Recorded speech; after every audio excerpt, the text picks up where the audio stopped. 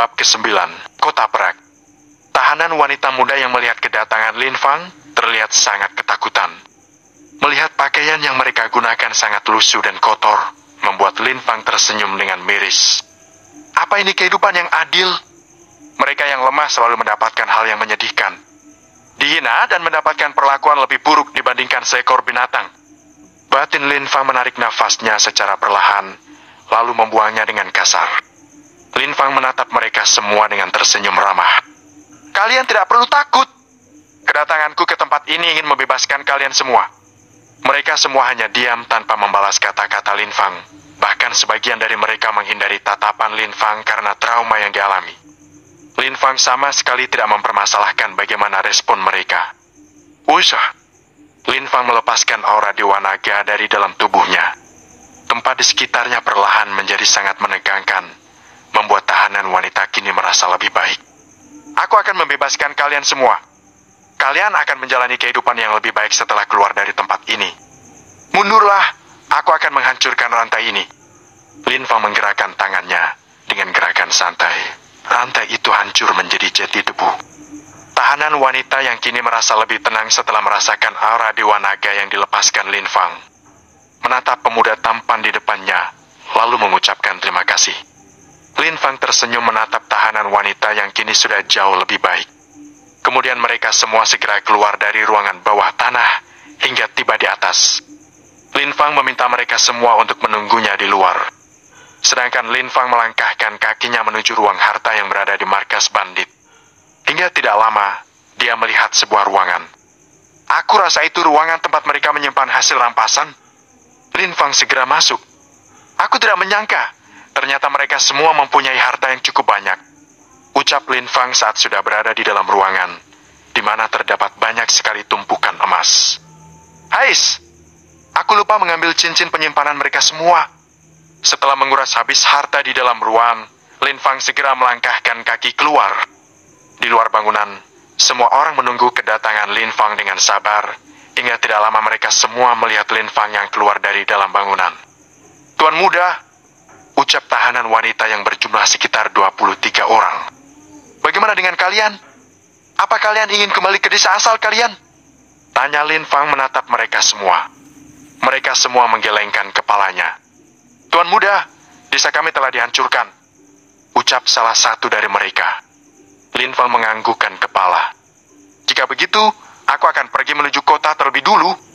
Aku akan meminta bantuan orang lain di sana. Kalian dapat kembali masuk ke dalam. Kalian tidak perlu khawatir. Aku akan membuat formasi di tempat ini untuk berjaga-jaga. Ucap Lin Fang kemudian memberikan beberapa makanan yang dia temukan di dalam bangunan. Tuan muda, terima kasih. Ucap mereka semua, meski sebenarnya sedikit ragu dengan ucapan Lin Fang sebelumnya. Mereka takut jika Lin Fang tidak akan kembali. Lin Fang yang memahami kecemasan mereka meyakinkan jika dia akan menepati janjinya. Aku pergi. Lin Fang melesat dengan kecepatan tinggi menuju kota. Di tempat lain, Lin Fang terus bergerak melewati hutan menuju kota. Hingga 3 jam kemudian, Lin Fang akhirnya melihat sebuah kota. Akhirnya aku menemukan kota. Lin Fang kemudian segera mendekat ke arah gerbang. Hingga pada jarak 100 meter, Lin Fang segera melanjutkan perjalanan dengan berjalan kaki. Dengan tenang dirinya masuk ke dalam barisan untuk mengantri masuk ke dalam kota Perak. Aku dengar pihak kekaisaran akan mengadakan kompetisi 3 bulan dari sekarang. Seorang pemuda yang tidak jauh dari tempat Lin Fang sedang berbincang dengan rekannya. Benar, aku dengar Tuan Putri juga akan menyaksikan kompetisi itu. Hais, andai saja aku sudah berada pada tingkat pendekar raja, aku pasti akan ikut dalam kompetisi. Semoga saja sebelum kompetisi aku sudah menerobos tingkat raja. Lin Fang yang mendengar pembicaraan kedua pemuda itu merasa cukup tertarik dengan kompetisi yang akan diadakan. Sepertinya akan menarik jika aku ikut dalam kompetisi itu. Aku juga ingin melihat kekuatan para jenius yang ada di benua ini. Ucap pelan Lin Fang dengan tersenyum. Hingga dirinya tersadar saat prajurit yang menjaga gerbang menanyakan identitas miliknya. Nak, tunjukkan identitas milikmu. Prajurit dengan ramah. Paman, aku tidak memiliki identitas. Lin Fang dengan jujur, karena memang dirinya tidak memiliki identitas apapun. Prajurit pun mengerutkan keningnya, kemudian bertanya kepada rekannya. Baiklah anak, kau dapat masuk dengan membayar 1 koin emas. Namun kau harus hati-hati saat berada di dalam kota, karena kamu tidak memiliki identitas. Prajurit menasihati Lin Fang. Lin Fang menganggukkan kepala, kemudian memberikan 1 koin emas kepada prajurit. Terima kasih, Paman. Lin Fang kemudian segera masuk ke dalam kota Perak. Kota Perak adalah salah satu kota yang berada di benua timur. Kota Perak sendiri terkenal dengan patung-patung yang menjulang ke langit. Dengan ukiran berwarna perak membuat kota itu terlihat lebih elegan. Lin Fang yang sudah berada di dalam kota Perak merasa kagum dengan keindahan kota tersebut. Ini adalah pertama kalinya Lin Fang mengunjungi kota. Sejak kecil, dia hanya tinggal di desa bersama kakek dan neneknya.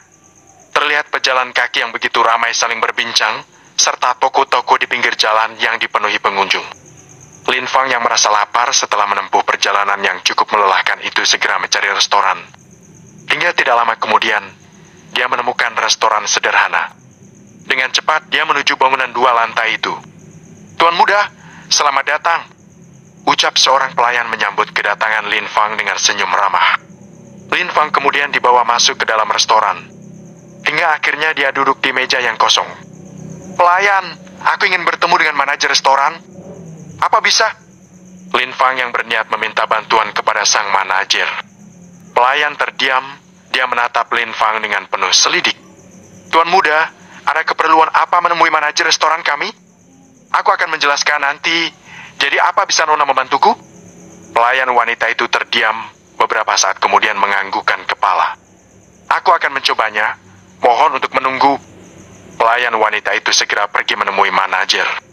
Setelah kepergian pelayan, Lin Fang memperhatikan tempat di sekitarnya yang dipenuhi oleh pengunjung lainnya.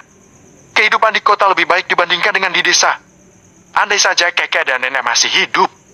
Batin Lin Fang dengan sedih mengingat kedua orang yang sangat berharga di kehidupannya.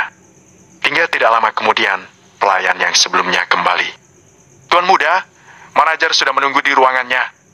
Mari ikuti saya," ajak pelayan wanita. Lin Fang tersenyum dengan senang, lalu segera bangkit dari duduknya mengikuti sang pelayan. Di meja lain, terlihat 2 orang pria menatap Lin Fang dengan tidak suka. Apa yang akan dilakukan oleh pemuda bodoh itu? Berani sekali dia mendekati wanita yang aku sukai.